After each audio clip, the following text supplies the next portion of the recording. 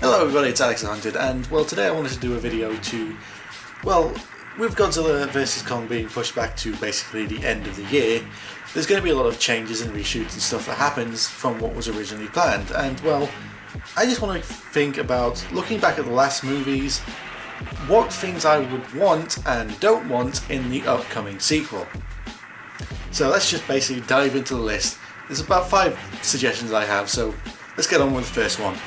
Number 1, better human characters.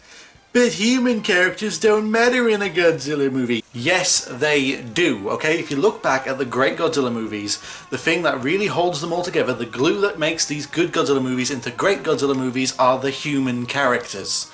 The problem that the Monsterverse has is all the interesting characters they did have all been killed off in the prior 3 movies.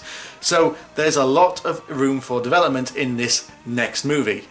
Bryan Cranston's character had a great opening and a great motivation in the first movie, was killed off in the first act. John Goodman, very interesting character, had a lot of room for development, but once they got on the island he didn't really do much, and then he was just killed off halfway through. Then Ken Watanabe's character had a great arc through the first 2 movies, and now he's killed off, so really there is no really interesting character to move over into the next movie. Millie Bobby Brown's character has a lot of room for development, and they can definitely add some more personality towards her. She really does need it, because while she was the typical teenage kid character in Godzilla King of the Monsters, she didn't really stand out too much. There's definitely a lot of room for development with her character. Also, Charles Dance, if he's going to be the main human villain, he needs a lot more fleshing out, because, well, in King of the Monsters he was just there. He had a great introduction, but then he just did nothing. We need great human characters in these Monsterverse movies because, well, it can't just be all monsters on the screen all the time. We need human people to flesh out the story, give us someone to root for. The audience needs someone to talk to. We can't just skip the human section and go straight to the monster fighting. We need these human characters to hold the whole movie together in between those scenes.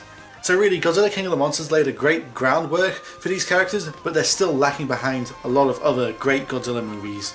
We need great characters to keep the audience engaged, to keep them interested in between the monster actions. So Godzilla vs Kong really has the best shot to do this, to really bring an iconic character in the same line of Dr. Shirazawa or Miki Sayagusa. Number 2, exploring the Monsterverse world. Kong Skull Island and King of the Monsters introduced an interesting concept to how these kaijus were seen in the old world. They were worshipped like God. And then there's also the Hollow Earth temples and all that stuff with the Mothra twins. There's so much good setup in the last 2 movies for a whole universe of lore to be built around it that we really haven't gone too much into. Yes, there have been parts in the movies, but they haven't really been too explored. We should also be looking into the kaiju's relationships to one another. Yes, we did that with Mothra and Godzilla, but I would love to see that with the other kaijus. Not all of them just want to kill and fight Godzilla. Do they have a respect for each other? Do they fight each other? Are they rivals? All that sort of stuff. There's definitely a lot more that can be explored in the upcoming movies. I'd also like to explore more of this Mothra twin dynamic that they have in this movie, where they're not necessarily, fairies, but there's definitely something mystical about them. That needs to be a lot more explored into the next movie. Do they have a psychic connection with the other kaiju? What's their relationship with Mothra and the other kaiju? Or maybe even look into how King Kong's people in Skull Island view Godzilla. Do they worship him like Godzilla, or they see him as a devil or a destroyer?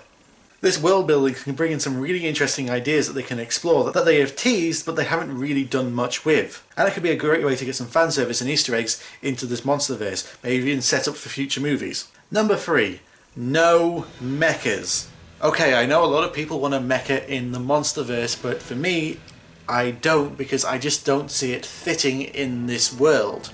Hell, even in King of the Monsters I saw the technology jump from Godzilla 2014 to Godzilla King of the Monsters, from this, just normal military vehicles to this gigantic aircraft carrier, as a bit of a leap. So having the leap from that to a gigantic kaiju-sized mecha just doesn't work for me.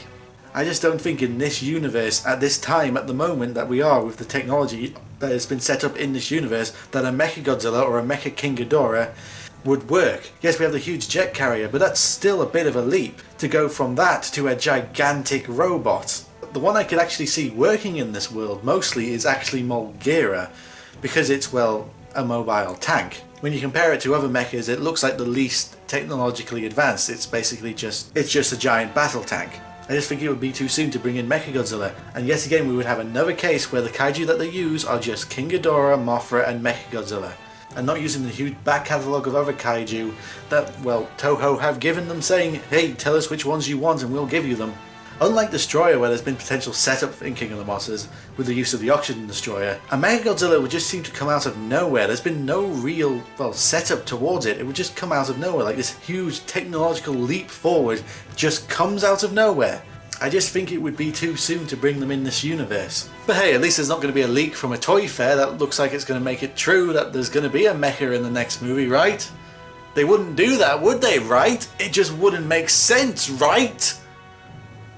Oh god. Number 4. More focus on the monster action. Here's something I think only Kong Skull Island has gotten right. Here is something I only think Kong Skull Island has gotten right. The monster action in the last 2 Godzilla movies, even though there were some great action scenes, focused far too much on the humans while the kaijus were fighting in the background. We kept on focusing on the humans running away, not focusing on this epic showdown that was happening. I mean, King of the Monsters wasn't as bad as it was in Godzilla 2014, but yeah, it still happened quite a lot in King of the Monsters. I'm fine with human characters watching the fight or reacting to the fight, but at least give us more than a couple of minutes of monster action before cutting away from them. The Toho movies mostly got this right. You would get about 3 or 5 minutes of monster actions before they cut away back to the humans. I'm not saying never cut back to the humans, but I do think once the monsters are on screen together, fighting each other, that should be the focus, not the humans watching it. Come on, it's the 3rd time you're going to be doing this. Get it right. It's Kong versus Godzilla. We want to see them fight. We don't want to see the humans watching them fight. It's a Clash of the Titans we've been waiting years for a rematch of. Please don't mess it up. And number 5, and I kind of feel that this is the most important one to me, no Godzilla and Kong team up. I can't stress enough how much I don't want this to happen. I don't want another Batman vs Superman scenario where it's teased throughout the whole movie that these two are going to fight each other, and then there's about 5 minutes of fighting, but then they become friends in less than a minute, and then they go off and fight something else.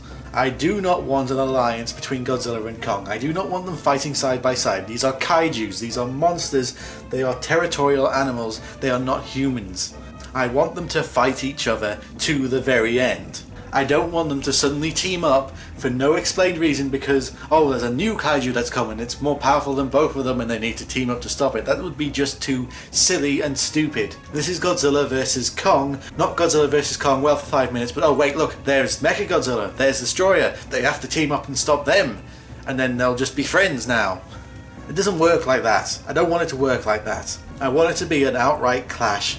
Sort of in the vein of like Captain America Civil War, where the fight between Captain America and Iron Man was from the beginning to the end. Yes, there was even a little team up, but they still ended up fighting each other. There was still, the final battle was them fighting each other. And I kind of want that with Godzilla vs Kong. I don't want no resolution, they're friends now, team up.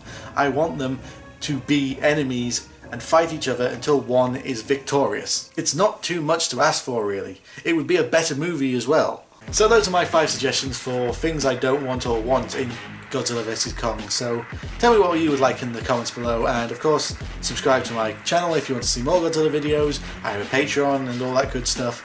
Make sure to like and all that, you know, all the other stuff that YouTube tells you to do. But yeah, I'm Alex the Hunter and I will see you guys next time. Bye bye.